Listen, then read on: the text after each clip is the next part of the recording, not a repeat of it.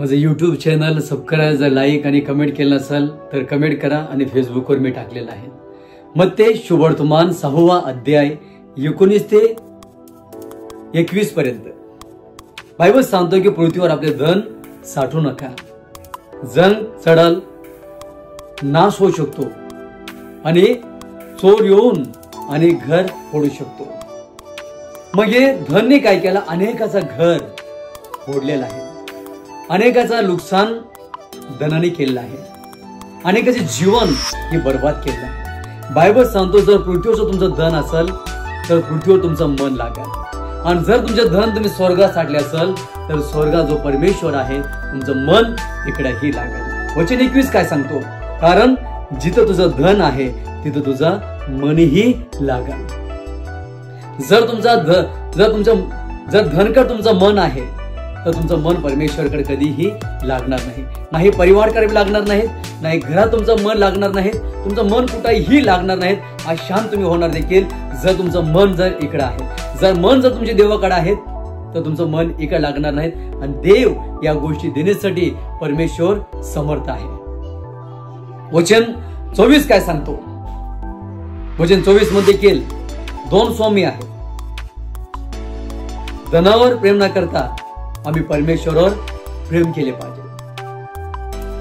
अजून म्हणजे एक परमेश्वर स्वामी आहेत आणि हे एक स्वामी आहेत, आणि काही लोक देखील लग्न झाले ते एक स्वामी आहेत. जर मन इकडे आहे तर त्या स्वामीकडे मन लागणार नाही. जो घरात स्वामी आहेत त्या स्वामीकडे देखील मन लागणार नाही. बायबल मध्ये एक इयोब नावाचा व्यक्ती आहे. इयोबकडे संपत्ती होता, सर्व गोष्टी होता. इयोबाचे मित्र, इयोबाचे परिवार सगळं सोडून गेले. प्लस पॉइंट देखील इयोबकडे जेव्हा होते तेव्हा लोक इयोबकडे होता. जो पण तुमच्याकडे आहे तेव्हा लोक तुमच्या सोबत राहते. ज्या दिवशी खतम परिवार आणि कुटुंब देखील सगळे रिश्ते देखील नातात, लोक तोंड फिरवतील देखील. मग बायबल सांगतो इयोबाची पत्नी इयोबाला काय म्हणते? बाबा जे बिमारी आहेत, जो पोट आजार आहे, देवाचं नाव सोडून टाक आणि सत्याला काय कर? सोडून टाक आणि मरून जा. इयोब म्हणतो फक्त सुखाच घ्यायचं काय? फक्त हेच घ्यायचं काय? तू धार्मिक, तू संसार जगात इसर बोलतीस, फक्त देवाकडनं सुखच घ्यायचं का? देवाकडनं दुःख घ्यायचे नाही. लोक सुखापुरते साथ राहते, दुःख आला लोक तोंड फिरवतील. तर देवाच्या प्रिय लेखनो, मनुष्य आपल्या शिष्यानं म्हणतो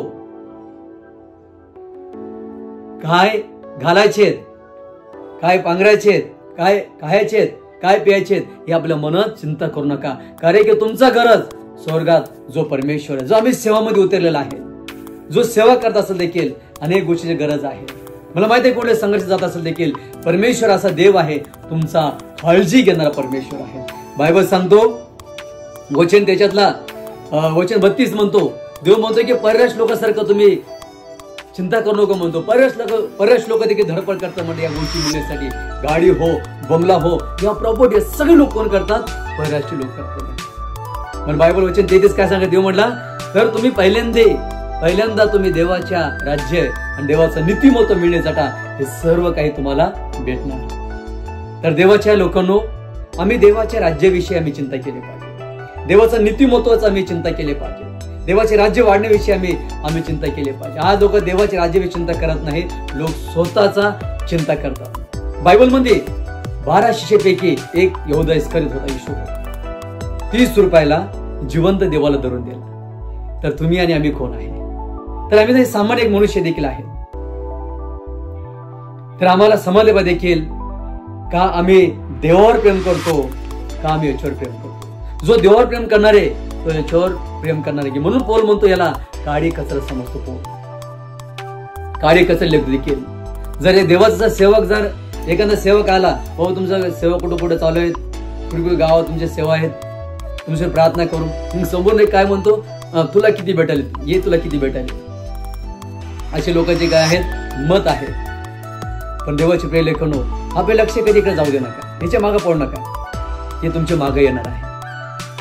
हे तुमच्या देवाचं नीतिमत्व धार्मिकता मिळत जाता हे सर्व गोष्टी तुम्हाला भेटणार. घर पाहिजे, बंगला पाहिजे, गाडी पाहिजे, हे सगळ्या गोष्टी प्रभू तुमची गरज स्वर्गातला परमेश्वर आहे तो जाणून आहे. जर तुमचं मन जर देवाकडे आहे, तुमचं मन इकडे कुठे जाणार आहे. जर तुम्ही देवावर प्रेम करत असाल तुम्ही याच्यावर कधी प्रेम करणार आहे, हे सर्व गोष्ट तुम्हाला भेटणार आहे. दुपारी प्रार्थना करता देखील देवाने वचन दिलं परमेश्वर, तर तुमचं प्रेम धनावर आहे का देवावर आहे? जर देवावर प्रेम करणार आहे, धनावर प्रेम करणार नाही. जे मन यांच्याकडे आहेत, तो कधी परमेश्वर मन देवाकडे लागणार आहे. आमचं मन देवाकडे लागले पाहिजेत. आम्ही देवावर प्रेम करणारे लोक बनले पाहिजे.